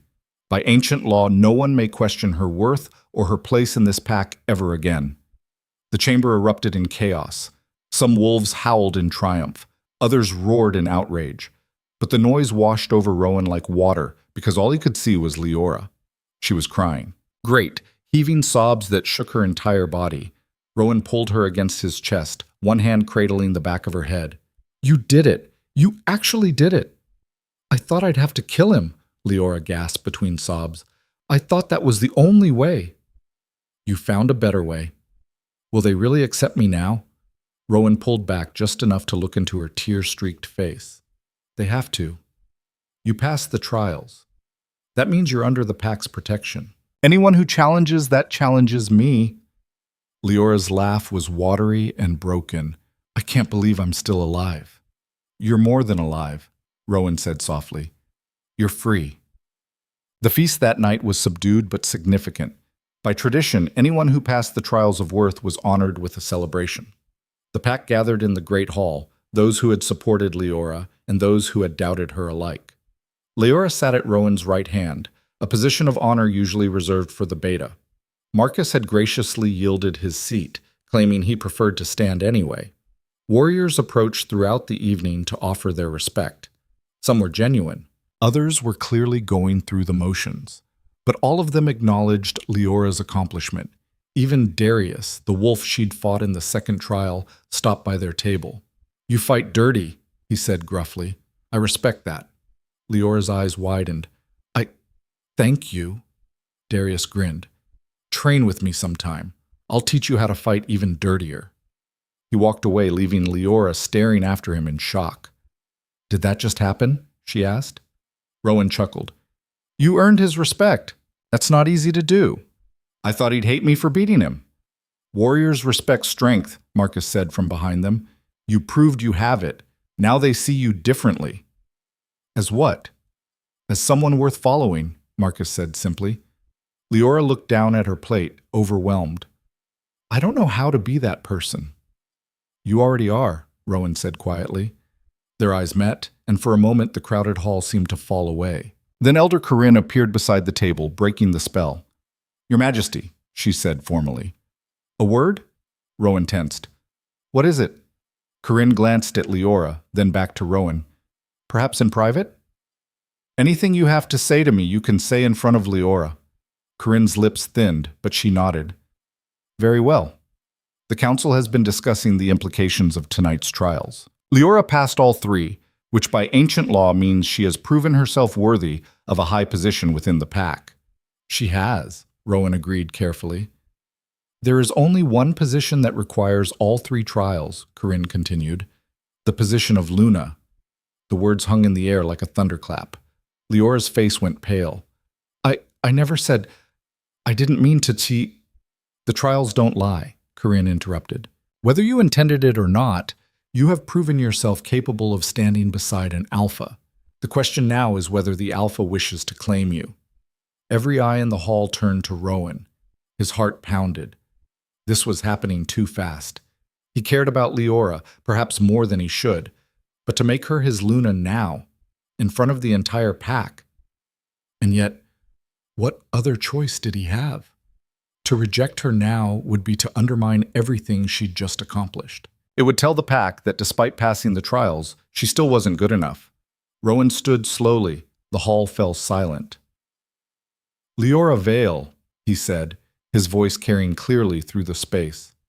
"You have proven yourself worthy through trials of wisdom, strength, and heart. By ancient law, you have earned the right to stand as Luna of this pack." Leora's eyes were huge, terrified. Rowan continued, "the position of Luna is not just about trials. It's about trust, partnership, a bond that goes deeper than law or tradition." He looked directly at her. "I will not claim you as Luna until you're ready, until you want this as much as the pack demands it." Relief flooded Leora's face, followed quickly by gratitude. But Elder Thaddeus rose from his seat. "Your Majesty, tradition also requires consent," Rowan said sharply. "Or have we forgotten that Lunas are chosen, not commanded?" Thaddeus opened his mouth to argue, then closed it again. Rowan turned back to the crowd. "Leora Vale will train as my second Luna. She will learn what it means to lead, and when she is ready, if she is ready, we will revisit this conversation. Until then, anyone who questions her place in this pack answers to me personally." It was a compromise. Not perfect, but enough to satisfy tradition while giving Leora the space she needed. The hall erupted in mixed reactions, but Rowan didn't care. He sat down and leaned close to Leora. "Are you okay?" "You didn't have to do that," she whispered. "Yes, I did." "They're going to hate you for it." "They already hate me." Rowan's smile was grim. "At least this way I'm hated for the right reasons." Leora's hand found his under the table. Her fingers were cold and trembling, but she held on tight. "Thank you," she said softly. "Always," Rowan replied. And in that moment, sitting in a hall full of wolves who doubted them both, Rowan realized with startling clarity that he was in love with her. The broken girl from the kitchen had become the strongest person he knew, and he would burn the entire world to keep her safe. The realization hit Rowan like a physical blow. He sat frozen in his seat, hands still entwined with Leora's beneath the table, while the feast continued around them in a blur of noise and movement. He was in love with her. Not just protective of her, not just impressed by her courage. He was completely, irrevocably in love with the broken girl who had refused to stay broken. And that terrified him more than any battle ever had. Leora glanced at him, concern flickering across her face. "Are you all right? You look..." "Fine," Rowan said too quickly. "I'm fine." She didn't believe him. He could see it in her eyes. But she didn't press, for which he was grateful. The feast wound down as the hour grew late. Warriors drifted away in small groups, their voices carrying through the corridors. The council members departed with stiff formality, their expressions ranging from grudging acceptance to barely concealed fury. Finally, only Rowan, Leora, Marcus, and Alara remained in the great hall. "That went better than expected," Marcus said dryly, pouring himself another cup of mead. "Half the council wants to stage a coup," Rowan replied. "I'd hardly call that better." "They won't," Alara said confidently. "Not after tonight. Leora passed the trials fairly. To challenge that would be to challenge the very foundations of pack law." "Since when has that stopped ambitious wolves?" Rowan muttered. Leora stood abruptly, her chair scraping against stone. "I need air." She left before anyone could respond. Rowan started to follow, but Marcus caught his arm. "Give her space. She's been through hell tonight. That's exactly why I should..." "Rowan," Marcus's voice was gentle but firm. "She needs time to process everything. Let her breathe." Rowan knew his second was right, but every instinct screamed at him to go after her, to make sure she was safe. "She'll be fine," Alara added softly. "The girl is stronger than you think." "I know exactly how strong she is," Rowan said. "That's what worries me." Go on. Leora found herself on the battlements, the same place Rowan had stood weeks ago when he'd first heard her crying in the kitchen. The night was cold and clear. Stars scattered across the sky like diamonds on black velvet. The forest below was a sea of shadows, dark and endless. Leora wrapped her arms around herself and tried to make sense of everything that had happened. She had passed the trials. She had proven herself worthy. The pack, or at least most of it, had accepted her. So why did she feel so hollow? "Because you don't know what comes next," a voice said behind her. Leora spun. Elder Corinne stood in the doorway, her silver hair gleaming in the moonlight. I'm sorry, Leora said quickly. I didn't mean to intrude.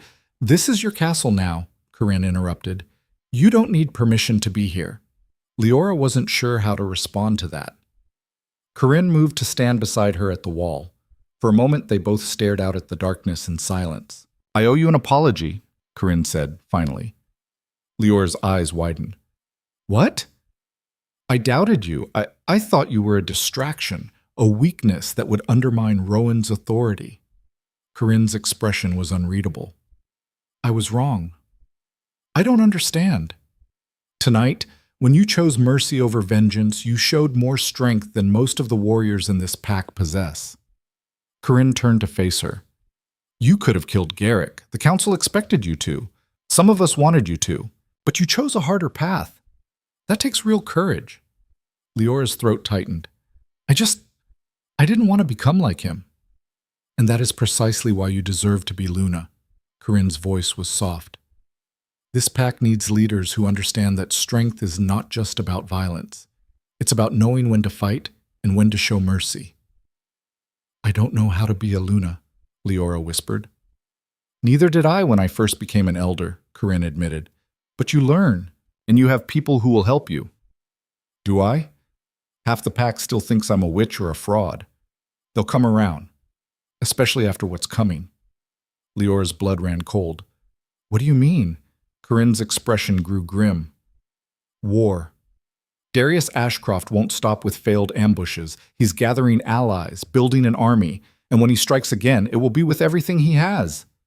When? Soon, maybe days, maybe hours. Corinne placed a hand on Leora's shoulder, which is why the pack needs you strong and ready, not hiding up here second-guessing yourself. Leora wanted to argue, to explain that she wasn't hiding, just trying to breathe. But Corinne was already walking away. Rest while you can, the elder called over her shoulder. Tomorrow, the real work begins. Oh, war came at dawn. Rowan was in the training yard when the alarm bells rang. Not 3 and 2 this time, but a continuous, desperate clanging that meant only one thing: full assault. Warriors poured from the barracks, weapons already in hand. Marcus appeared at Rowan's side, his face grim. South and East Gate simultaneously, Marcus reported. At least 50 hostiles, maybe more. Ashcroft, Rowan growled. Definitely, they're not even trying to be subtle. Rowan's mind raced. 50 wolves was a significant force, but not insurmountable. Unless it's a diversion, he said suddenly. Marcus's eyes widened. What? Think about it. Ashcroft is brutal, not stupid. He knows we can hold against 50 wolves, but if he splits our forces, the North Gate, Marcus breathed. He's going to hit the North Gate while we're distracted. Rowan was already moving. Take command of the South defense. I'll handle the North. You can't go alone. I won't be alone. Rowan shifted mid-stride, his massive black wolf form bursting through his skin. He threw his head back and howled, a rallying cry that echoed across the castle. From the guest wing, Leora heard the howl and knew immediately what it meant. She threw open her door and ran. Warriors rushed past her in the corridors, most already shifted. She caught fragments of shouted orders. Southgate under attack, enemy forces everywhere. The Alpha King calling for reinforcements. Leora reached the courtyard just as Rowan in wolf form led a group of 20 warriors toward the North Gate. She didn't think. She just ran after them. Leora! Alara's voice called from behind. What are you doing? Helping, Leora shouted back. She reached for her wolf. The transformation was easier now, almost natural. Within seconds, she was running on 4 legs, her silver fur gleaming in the early morning light. She caught up to Rowan's group just as they reached the North Gate. It was already breached. The heavy wooden doors hung off their hinges, splintered by some massive force. Beyond them, enemy wolves poured through like a dark tide. At their head was a massive gray wolf that could only be Darius Ashcroft himself. Rowan didn't hesitate. He charged. The 2 alphas collided with earth-shaking force. Fangs flashed, claws tore. Blood sprayed across the cobblestones. Around them, the battle erupted into chaos. Leora threw herself into the fray without thinking. An enemy wolf lunged at her from the left. She dodged and struck back, her smaller size allowing her to slip beneath his guard. Her teeth found his foreleg. Bone crunched. The wolf yelped and retreated. Another enemy appeared. Then another. Leora fought with desperate intensity, driven by adrenaline and fear and the absolute certainty that if they lost this battle, everyone she cared about would die. Through the chaos, she caught glimpses of Rowan fighting Darius. The two massive wolves were evenly matched, Darius slightly larger, Rowan slightly faster. Neither could gain the upper hand. Then Leora saw it.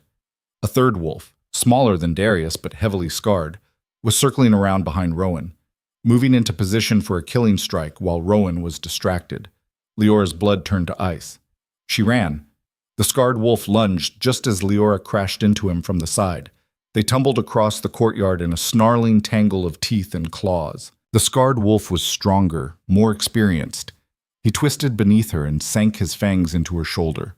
Pain exploded through Leora's body, but she held on. She drove her back legs into the wolf's stomach with all her strength. He released her with a howl of pain. Leora scrambled away, blood streaming from her shoulder. The scarred wolf recovered quickly and charged again. But this time, Rowan was there. The Alpha King slammed into the scarred wolf with devastating force, driving him to the ground. One powerful bite to the throat, and it was over. Rowan turned to Leora, his golden eyes blazing with fury and fear. But there was no time for relief. Darius had used the distraction to rally his forces. The enemy wolves pulled back into a defensive formation near the broken gate. "Retreat!" Darius's voice rang out across the battlefield, harsh and commanding even in wolf form. "Fall back!" The enemy forces obeyed instantly, streaming back through the gate and disappearing into the forest beyond. Within minutes, the courtyard was eerily silent, except for the groans of wounded warriors. Rowan shifted back to human form, breathing hard. Blood streaked his chest and arms, though Leora couldn't tell how much of it was his. "Is everyone all right?" Rowan demanded. Marcus appeared, limping slightly, but alive. "South gate is secure. We lost 6 warriors, another dozen wounded. North gate? 4 dead. Leora's injured." Rowan's head snapped toward her. Leora was still in wolf form, favoring her left shoulder where the scarred wolf had bitten her. "Shift back," Rowan ordered. "Let me see." Leora obeyed. The transformation left her dizzy and gasping. She wore only the torn remnants of her sleeping clothes, and blood soaked through the fabric at her shoulder. Rowan was beside her in an instant, his hands gentle as he examined the wound. "It's deep. You need a healer." "I'm fine." "You're not fine. You're bleeding." "So are you." Rowan blinked, then seemed to notice for the first time that his own wounds were still dripping blood. "I've had worse." "So have I," Leora said quietly. Their eyes met, and something passed between them, recognition of shared pain, shared survival. "You saved my life," Rowan said. "You saved mine first." "That's different." "No," Leora said firmly. "It's not." Elara appeared with supplies and began tending to the wounded without waiting for permission. She worked on Leora's shoulder first, her movements quick and efficient. "You're lucky," Elara muttered. "Another inch to the right, and he would have severed an artery." "Feels real lucky," Leora said through gritted teeth. "Don't be dramatic, you'll live." Rowan paced nearby, his expression dark. "Why did Ashcroft retreat? We had him cornered."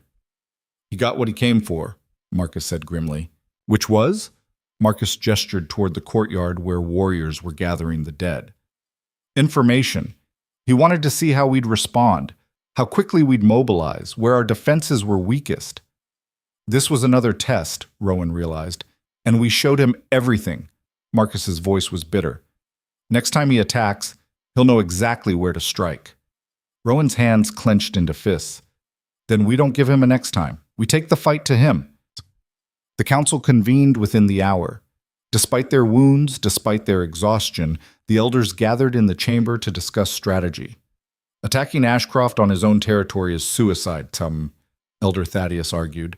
"His forces outnumber ours 2-1. "Then we even the odd," Rowan said coldly.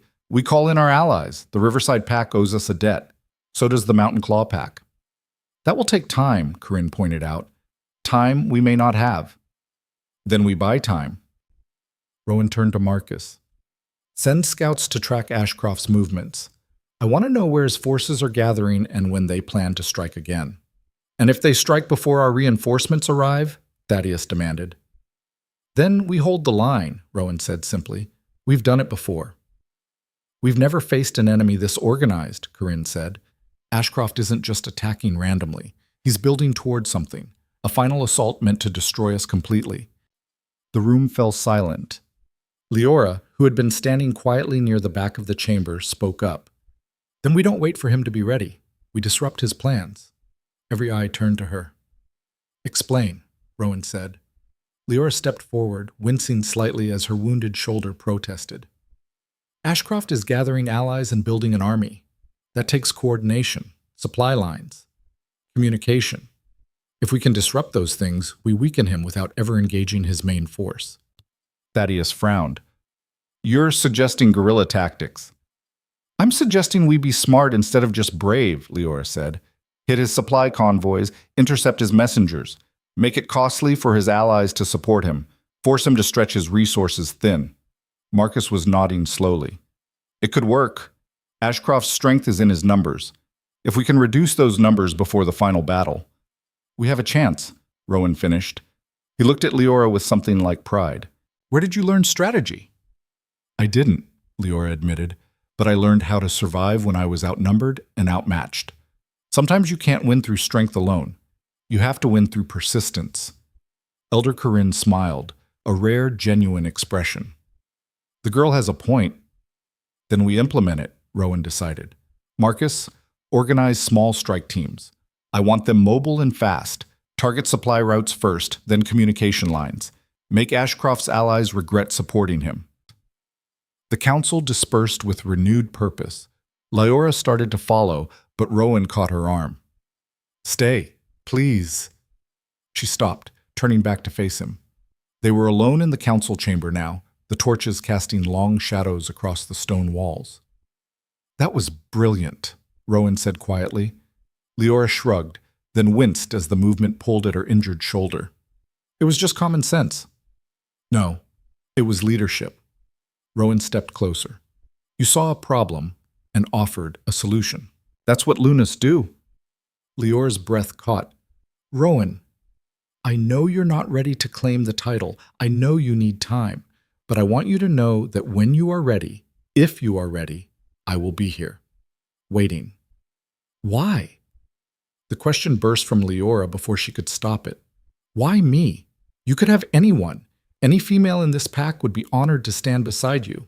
So why choose someone who's broken and scarred and doesn't know the first thing about leading? Rowan's expression softened. You're not broken, Leora. You're the strongest person I've ever met, and you don't need to know everything about leading. You just need to care about the people you're protecting, which you already do. Leora's eyes filled with tears. I'm terrified. So am I. Of what? You're the Alpha King. You're not afraid of anything. I'm afraid of losing you, Rowan said quietly. I'm afraid that Ashcroft will attack again, and I won't be fast enough to protect you. I'm afraid that you'll realize you deserve better than a king who let you suffer for years without noticing. That wasn't your fault. It was. Rowan's voice was raw. I should have seen. I should have known. And I will spend the rest of my life making sure you never feel invisible again. Leora reached up and touched his face, her palm resting against his scarred jaw. You saved me. When no one else would. When no one else cared. You gave me a chance to be more than what my father said I was. You were always more, Rowan said. I just helped you see it. They stood there for a long moment, the space between them charged with something electric and terrifying and inevitable. Then Leora leaned forward and kissed him.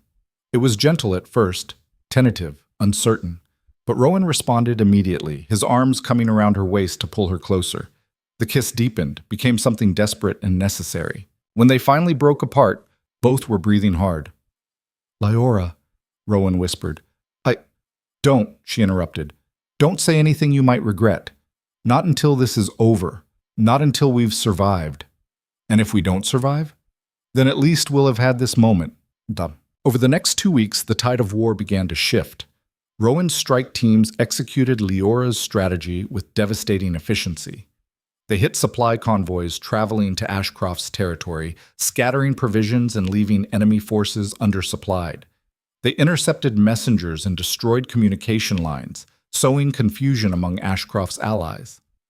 And slowly, agonizingly, those allies began to withdraw their support. The Riverside Pack and Mountain Claw Pack arrived as promised, bringing another 60 warriors to bolster Blackthorn's defenses. Ashcroft's advantage was shrinking, but he wasn't defeated yet. The final battle came on the night of the full moon. Ashcroft threw everything he had at Blackthorn Castle, 200 wolves, the largest force ever assembled in the Northern Territories. They crashed against the castle walls like a living wave. Rowan led the defense from the front lines, his massive black wolf form a beacon of strength that his warriors rallied around. Marcus commanded the eastern flank. The allied packs held the western approaches. And Lyora, silver-furred and fierce, fought beside Rowan, refusing to be left behind. The battle was brutal. Wolves fell on both sides. Blood turned the courtyard stones slick and treacherous. But Blackthorn held hour after hour. They held. And then, just before dawn, something extraordinary happened. Lyora found herself facing 3 enemy wolves at once.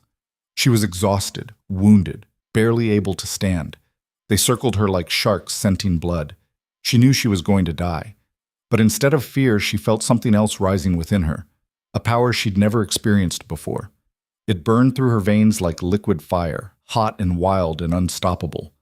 Her wolf form began to change. Silver fur rippled and grew brighter, almost luminous in the pre-dawn darkness. Her body expanded, muscles swelling with newfound strength. Her eyes blazed with an inner light that made the enemy wolves falter. This was no ordinary transformation. This was something ancient, primal. This was the awakening of an alpha.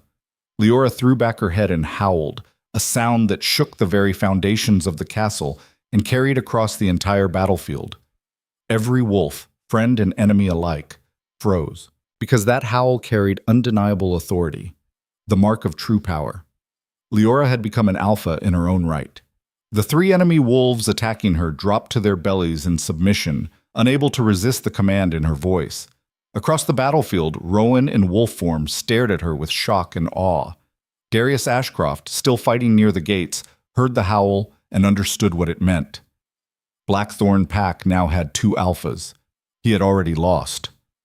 "Retreat!" Darius roared. "Fall back! All forces, retreat!"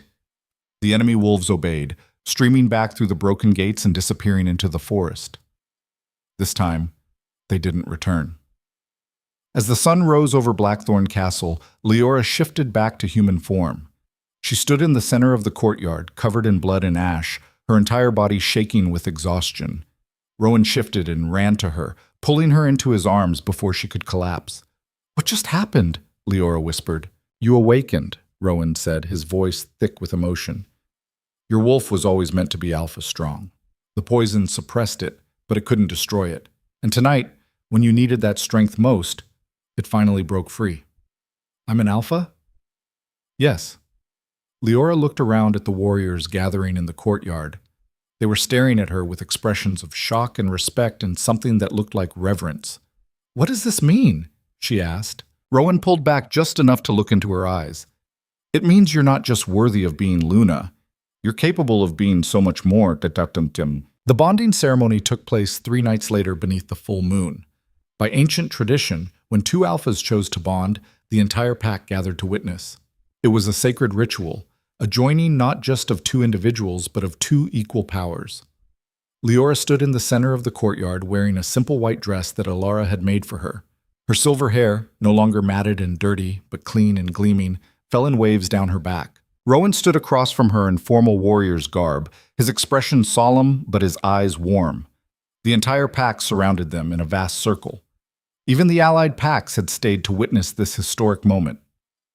Elder Corinne stepped forward to perform the ceremony. "We gather tonight to witness the bonding of 2 alphas, Rowan Blackthorn, king of the Northern Territories, and Lyora Vale, the silver wolf who rose from ashes to claim her true power." The crowd murmured in approval. "Do you, Rowan Blackthorn, choose this woman as your equal? To stand beside her in strength and support her in weakness? To honor her wisdom and trust her judgment?" "I do," Rowan said clearly. Corinne turned to Leora. Do you, Leora Vale, choose this man as your equal, to stand beside him in strength and support him in weakness, to honor his courage and trust his heart? Leora's voice trembled, but remained steady. I do. Then, by the power vested in me by the ancient laws of our kind, I declare you bonded, Alpha and Luna, king and queen. May your reign be long and your love be eternal. Rowan stepped forward and took Leora's hands in his. I love you, he said softly, just for her. I think I've loved you since the night I found you crying in the kitchen. Leora's eyes filled with tears. I love you too, even though I probably shouldn't, even though it terrifies me. Good, Rowan said with a slight smile. Love should terrify you. It means it's real. He leaned down and kissed her as the pack erupted in howls of celebration. When they finally broke apart, Leora looked around at the gathered wolves, warriors who had once scorned her, elders who had doubted her, pack members who had dismissed her as worthless. Now they were all howling for her, celebrating her, accepting her as their Luna. The broken servant girl had become a queen. In the weeks that followed, Leora established new laws to protect the vulnerable within the pack. No child would be abused. No wolf would be dismissed as worthless, and anyone who violated these laws would face immediate exile. The pack grumbled at first, but gradually they adapted, and something unexpected happened. Wolves from other packs began seeking refuge in Blackthorn territory. They came with stories of abuse, neglect, rejection. They came broken and desperate. And Leora welcomed them all. She built a sanctuary within the castle walls, a place where damaged wolves could heal and learn to be strong again. Some thought she was being soft, weak, allowing her past to cloud her judgment. But Rowan understood. She wasn't being weak. She was building something revolutionary, a pack where strength didn't mean brutality, where power didn't require cruelty. News of the Silver Luna spread across the territories. Other alphas heard the story of the servant girl who became a queen. They heard about the trials she'd passed, the mercy she'd shown, the alpha power that had awakened within her. Some mocked the story as fantasy, but others, particularly those who had been dismissed as weak or worthless themselves, heard it and felt hope for the first time in their lives. Rival packs stopped testing Blackthorn's borders. The threat of war receded like a distant tide. And on quiet nights, when the moon was high and the forest was peaceful, Rowan and Leora would shift into their wolf forms and run together through the trees. The massive black wolf and the luminous silver one, moving through the darkness like twin stars. Two alphas, two souls, one unbreakable bond. They ran not from the past, but toward the future they were building together. A future where the broken could heal, the weak could become strong, and love could triumph over every form of cruelty. Leora had survived the unthinkable. She had endured 7 years of torture and emerged stronger than anyone could have imagined. But more than that, she had proven that true strength wasn't measured by how hard you could hit. It was measured by how many times you got back up after being knocked down. And she had gotten up every single time. Years later, when young wolves asked about the legend of the Silver Luna, the elders would tell them the truth. She was real. She had lived, she had suffered, and she had transformed that suffering into something beautiful. The girl who was told she was worthless became the heart of an entire kingdom. The wolf who was poisoned and broken awakened as one of the most powerful alphas in history. And the love story between the Alpha King and his Silver Luna became the standard by which all other bonds were measured. Because Leora Vale taught the pack something they had forgotten, that strength without compassion is just cruelty, that power without mercy is just tyranny, and that the most courageous thing anyone can do is choose kindness in a world that has shown them nothing but brutality. On the battlements where Rowan first found Leora all those months ago, a memorial was built, not to war or victory, but to survival. Carved into the stone in silver letters were these words: "Here stood the broken. Here rose the queen. Let none who suffer ever believe they are less than they are." And every night, as the moon rose over Blackthorn Castle, those words gleamed in the darkness, a promise to every damaged soul who sought refuge there. You are not broken beyond repair. You are not worthless. You are not alone. And if you keep fighting, keep surviving, keep refusing to give up, one day, you too will rise.